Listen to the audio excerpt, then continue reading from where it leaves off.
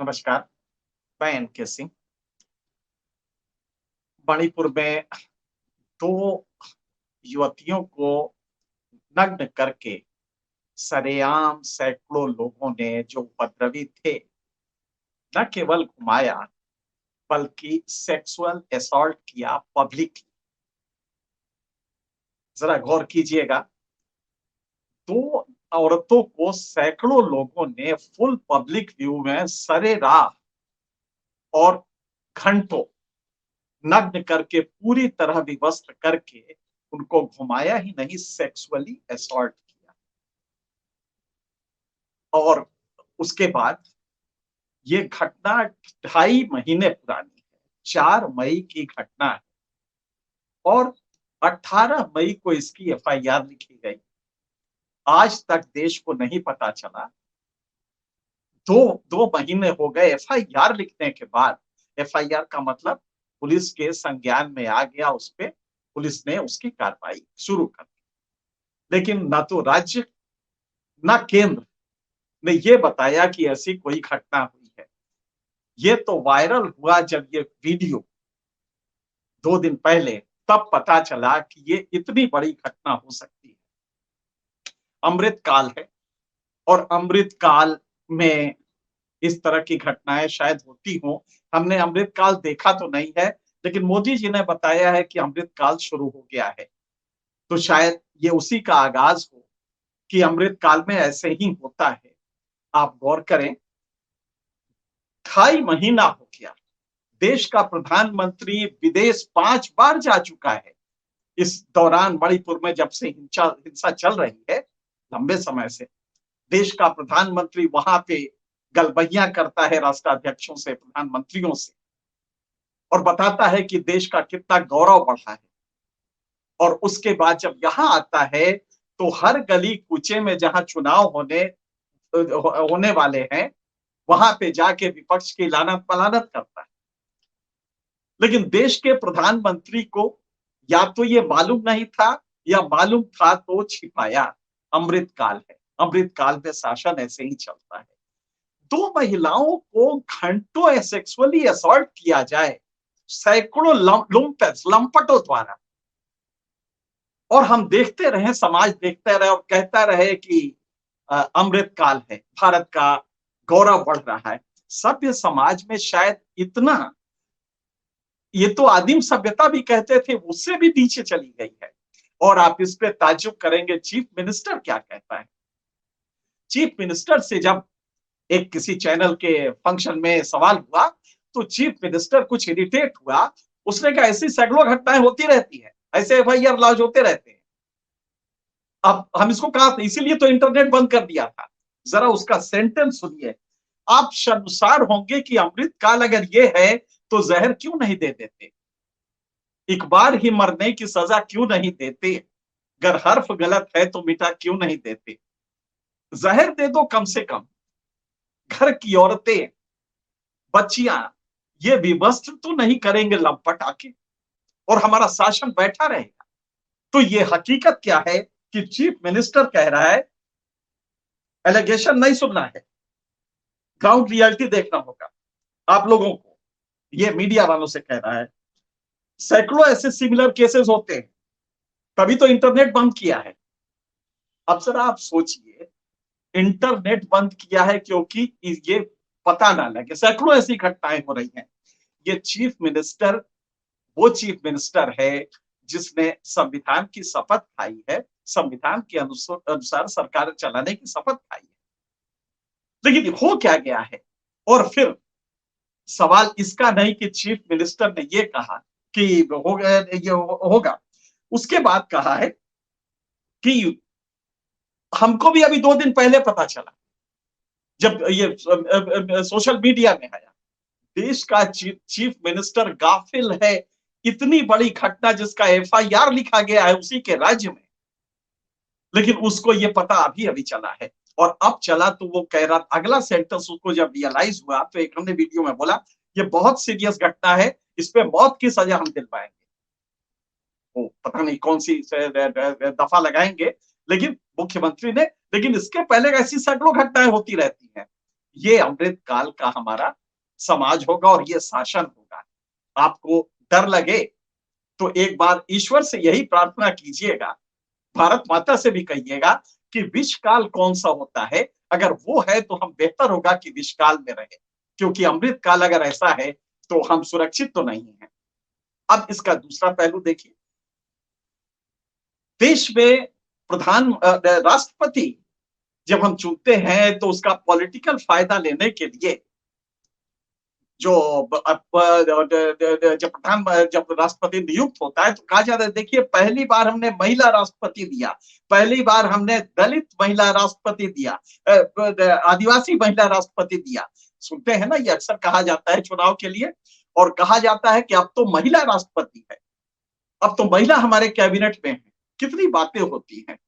आज भारत की राष्ट्रपति भी आदिवासी हैं, महिला हैं। ये जिनको नंगा करके घुमाया गया है वो बिचारी भी आदिवासी महिलाएं हैं। वहां की गवर्नर जो है वो भी आदिवासी है, राष्ट्रपति और वो भी महिलाएं हैं, और गवर्नर दोनों आदिवासी हैं, महिला हैं।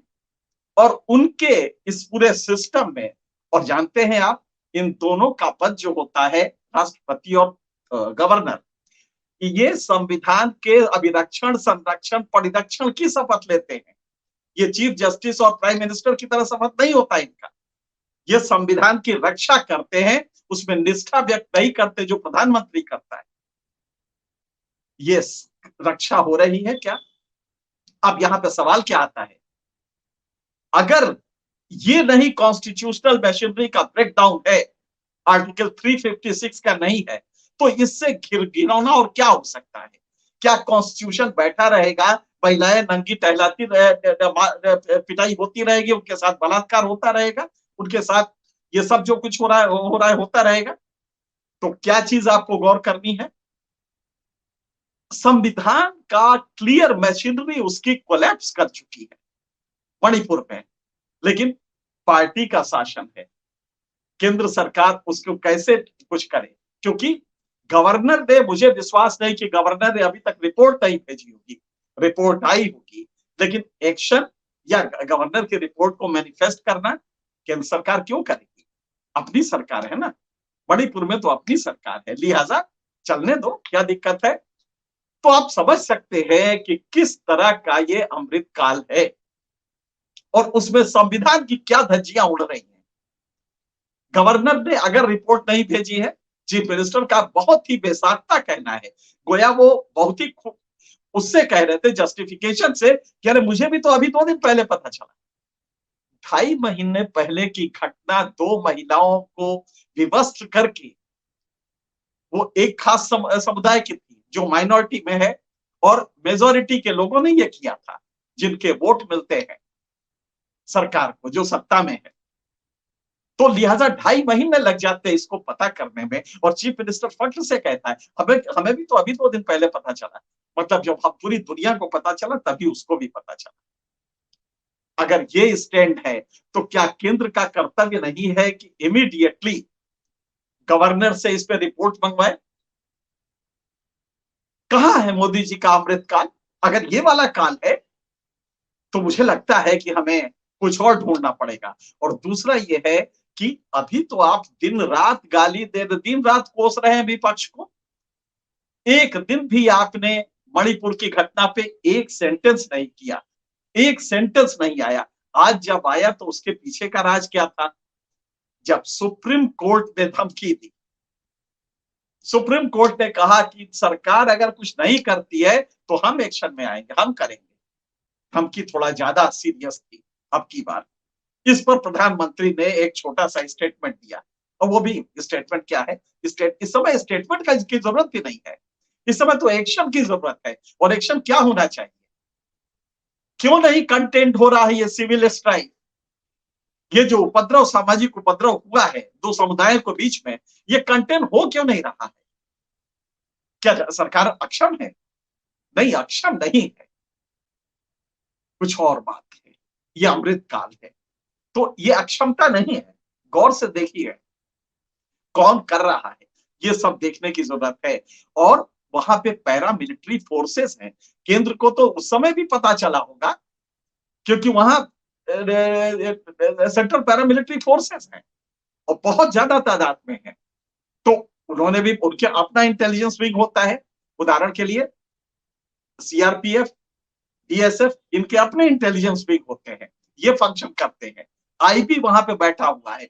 हर जिले में एक एसीआईओ रैंक का, एसीआईओ ग्रेड 2 या एसीआईओ ग्रेड 1 रैंक का एक अधिकारी बैठता है वहां पे हर जिले में। और अगर जिला बड़ा है तो वहां पे डीसीआईओ बैठता है।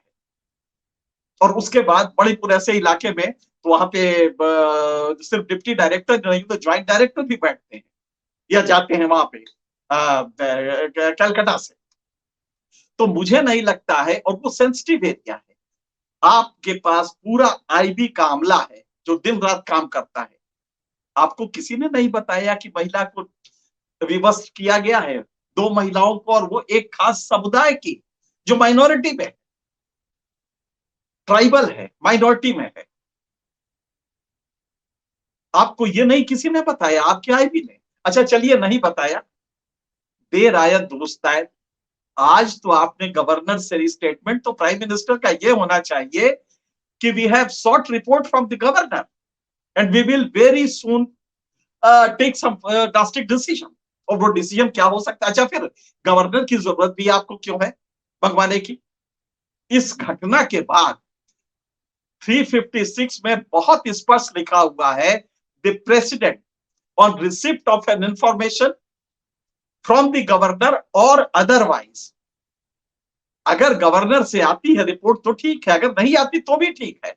अगर सरकार को ये पता चल गया है कि ये सब कुछ हो रहा है, और महिला एक खास समुदाय की, जिनमें कि दूसरे दूसरे धर्मों को पालन करने वाले भी हैं, अगर उनकी 2 महिलाओं को सरेआम इज्जत लूटी जाती है, नग्न करके, कंप्लीटली विवश करके, तो क्या कॉन्स्टिट्यूशन मशीनरी बची है? लोग मारे जा चुके हैं, लगातार मारे जा रहे हैं, हजारों आगजनियां हो चुकी हैं, लोग घर से भाग रहे हैं। क्या कॉन्स्टिट्यूशन मशीनरी किसी और बात पे होता है? क्या इस पे होता है कि एमएलए को मुर्गे की तरह किसी होटल में डाल दीजिए, 5-5 करोड़ रुपए दीजिए, और तब भी सरकार अगर ना बने तो प्रेसिडेंट रूल? क्या ये वाला कॉन्स्टिट्यूशन ब्रेकडाउन होता है? किसको कहते हैं आप प्रेसिडेंशियल कॉन्स्टिट्यूशनल मशीनरी का ब्रेकडाउन?